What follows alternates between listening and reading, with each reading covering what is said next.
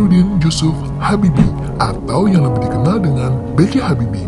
Presiden Republik Indonesia yang ketiga sekaligus Bapak Teknologi Indonesia yang lebih dikenal dunia dengan julukannya Mr. Crack sejak ia menemukan rumus faktor Habibie.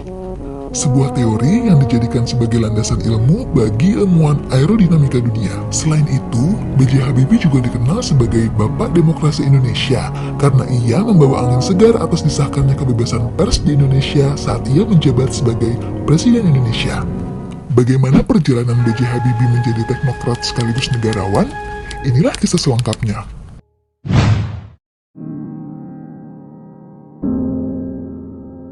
B.J. Habibie lahir pada tanggal 25 Juni 1936 di Parepare, Sulawesi Selatan.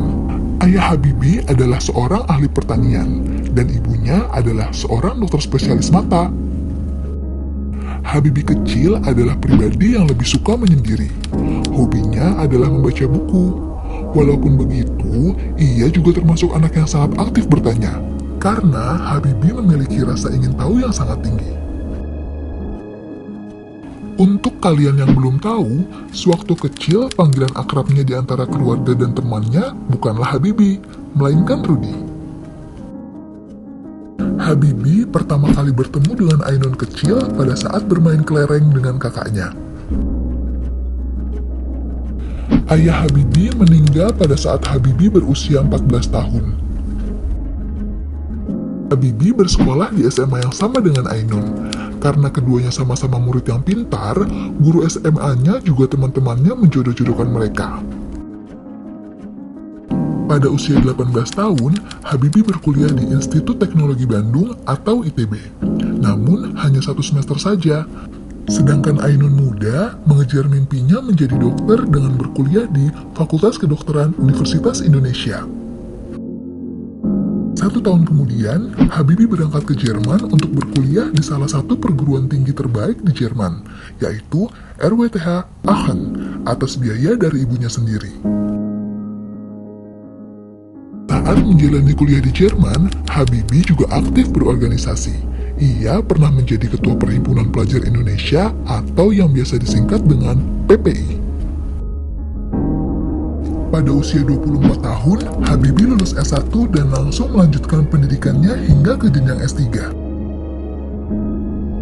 1 tahun kemudian, ia harus kembali ke Indonesia untuk menikah dengan Ainun di Bandung. Mereka kemudian menetap di Jerman. Di usia 26 tahun, anak pertamanya yang bernama Ilham lahir.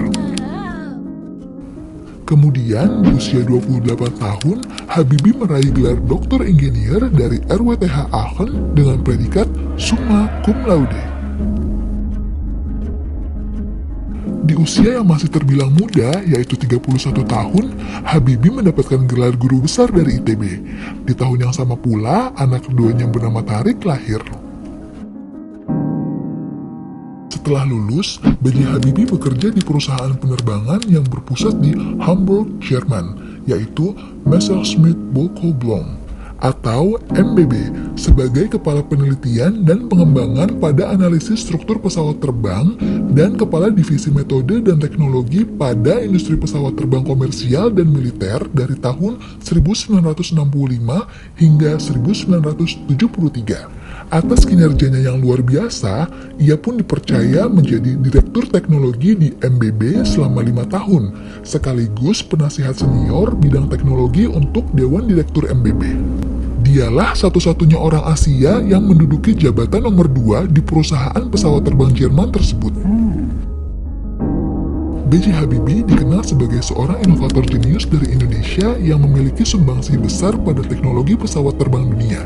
Salah satu kontribusi terbesarnya adalah pada teori perambatan keretakan atau crack propagation. Teori ini digunakan untuk memprediksi titik mula retakan pada sayap pesawat terbang. Pada teori ini, B.J. Habibie berhasil melakukan perumusan yang sangat mendetail, sehingga perhitungannya dapat presisi sampai ke tingkat atom. Ini adalah penemuan yang sangat besar di dunia penerbangan, sehingga ia mendapatkan julukan Mr. Crack karena penemuan metode, teorema, dan faktor Habibie tersebut. Pada usia 37 tahun atau pada tahun 1973, Habibie harus pulang ke Indonesia atas mandat dari Presiden Soeharto. Selang 1 tahun kemudian, ia menjadi penasihat di Rut Pertamina. Pada usia 40 tahun, ia ditunjuk sebagai Direktur Utama IPTN atau Dirgantara Indonesia.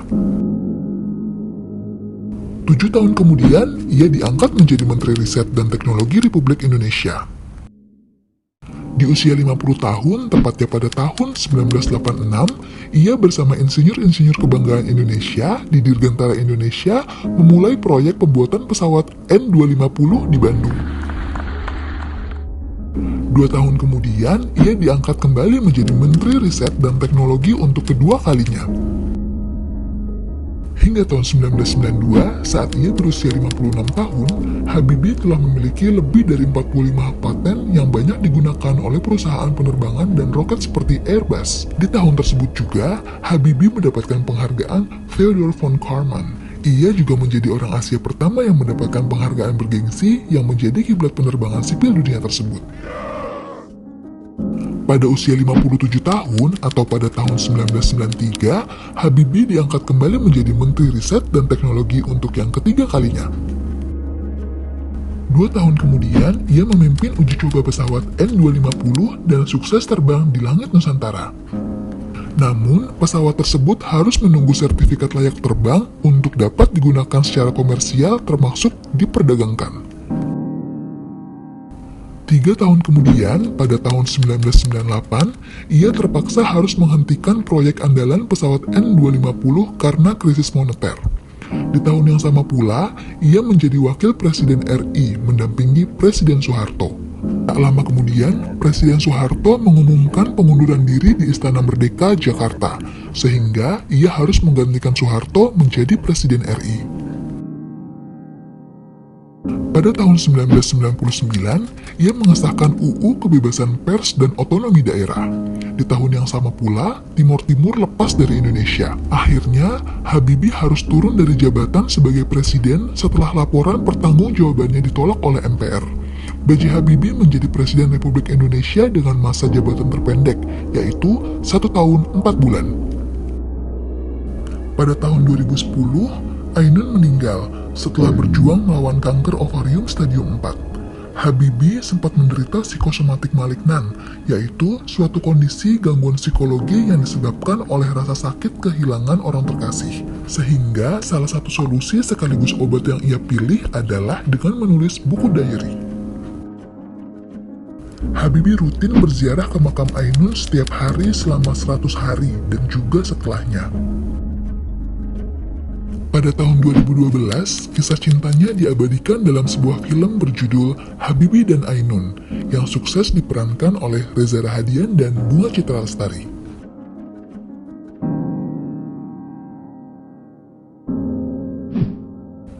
B.J. Habibie meninggal di usia 83 tahun, tepatnya tanggal 11 September 2019 di Jakarta. Ia dimakamkan tepat di samping makam Ainun. B.J. Habibie mengajarkan kita bahwa keberhasilan bukanlah milik orang yang pintar, tapi milik mereka yang senantiasa berusaha.